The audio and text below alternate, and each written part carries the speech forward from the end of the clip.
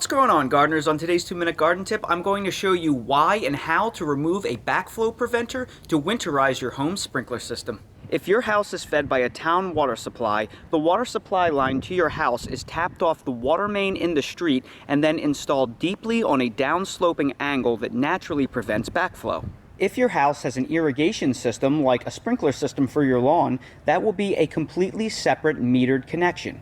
Irrigation lines are installed much more shallow and do not naturally prevent backflow. Furthermore, sprinkler systems become contaminated over time because mold and bacteria naturally grow inside of them. It's for that reason that irrigation lines have to have a backflow preventer installed on them, because they only allow flow in the incoming direction. This protects the town's water supply, so the mold and bacteria growing in your irrigation lines cannot flow back into the system and pollute the entire water supply. These backflow preventers are typically installed above ground, and because of that, you have to remove them before the freezing temperatures start. Otherwise, they could rupture and burst, and you can find yourself with a very large repair bill. Before you remove your backflow preventer, you have to turn off the incoming flow from the water line coming from the street. Otherwise, you'll have a geyser of water erupt on you. And all you have to do generally is just turn off the valve right at the foot of the backflow preventer coming in from the street side.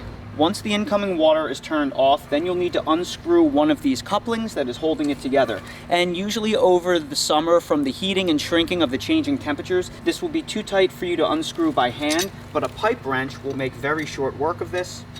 So just secure the pipe wrench and give it a turn.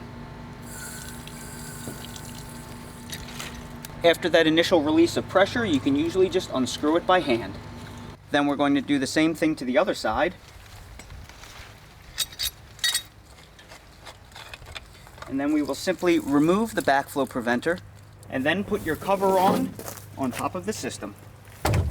Then you want to store your backflow preventer indoors in a place that won't freeze. I like to store mine underneath the water heater, and it will sit there until early spring once the freezing stops and we need to start irrigating our lawns again. And with that easy step, we just put our house's irrigation system to sleep for the winter. And that's today's 2-minute garden tip. If you're new to the channel, please consider subscribing and hitting the bell to receive new video notifications, and check out our Amazon storefront and spread shop in the video description for a list of the gardening products I use and awesome custom designed apparel and other gear. Your support is greatly appreciated.